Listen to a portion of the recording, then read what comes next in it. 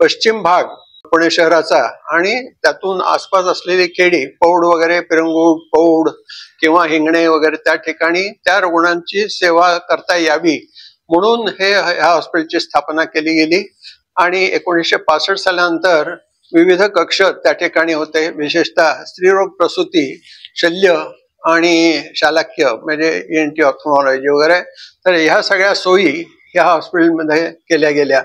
आणि राष्ट्रीय शिक्षण मंडळाची जी औषधी निर्माण करणारी संस्था आहे आयुर्वेद रसाळा, तर त्याची दर्जेदार औषधं ही नानल हॉस्पिटलमधल्या रुग्णांसाठी अतिशय माफक किमतीत ही दिली गेली आणि त्याचा फायदा नानल रुग्णालयाच्या पेशंट्सना आतापर्यंत होत आलेला आहे. ही जी वाटचाल आहे नानल हॉस्पिटलची, तर ती अतिशय प्रगतीपथावर राहिलेली आहे.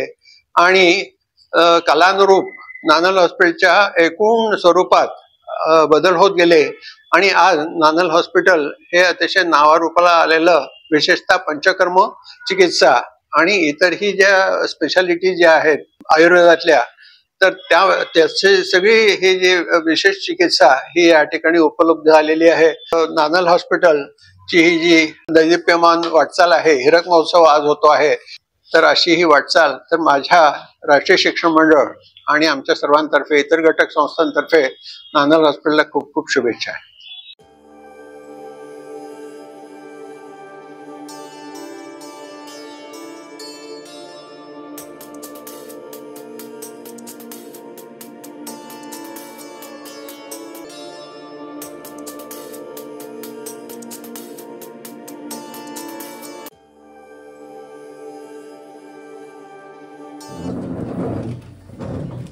पुणेरी पगडी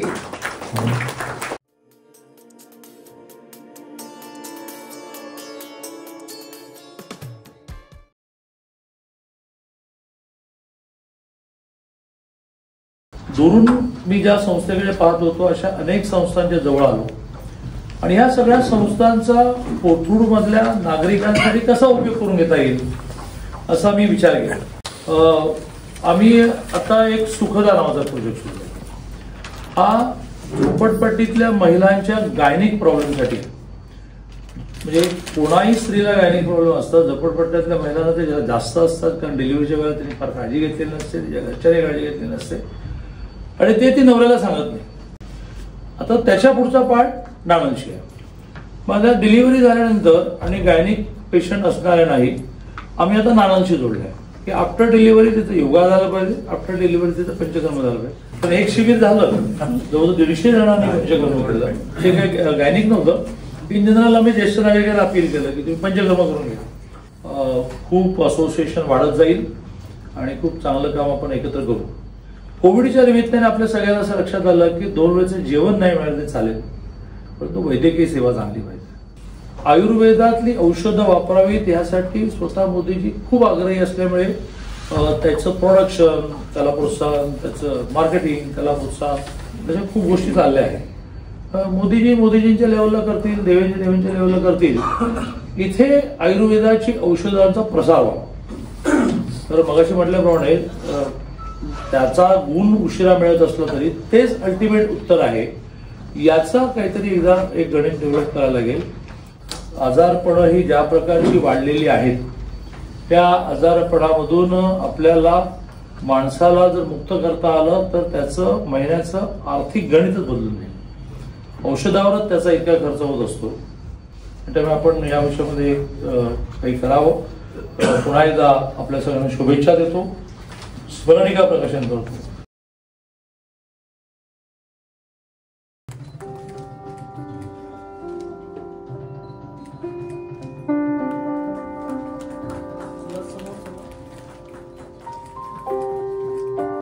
व्या वर्षात पदार्पण करीत असताना आम्ही जे नवीन संकल्प केले आहेत त्यापैकी एक म्हणजे diamond health card. Diamond health कार्डचा उपयोग असा होईल की रुग्णांना पुढील वर्षभर 20% सवलतीच्या दरात त्या विभागात औषधोपचार मिळतील. त्यानंतर पदव्युत्तर विद्यार्थ्यांसाठी व प्रतिथीय डॉक्टरांची लेक्चर्स या ठिकाणी आम्ही आयोजित करत आहोत. या ठिकाणी जे रुग्ण येतील त्यांना 3 स्टार पंचकर्म व VIP पंचकर्म यासारख्या सुविधा सुद्धा उपलब्ध आहेत. आपल्याकडे जे पंचकर्म सेंटर उपलब्ध आहे त्याचं नाव आहे सिटी पंचकर्म सेंटर. हे पंचकर्म सेंटर हे अविरत काम करणारं असून या ठिकाणी बरेचसे रुग्ण आतापर्यंत बरे होऊन गेलेले आहेत. तरी गरजू रुग्णांनी याचा अवश्य लाभ घ्यावा. धन्यवाद.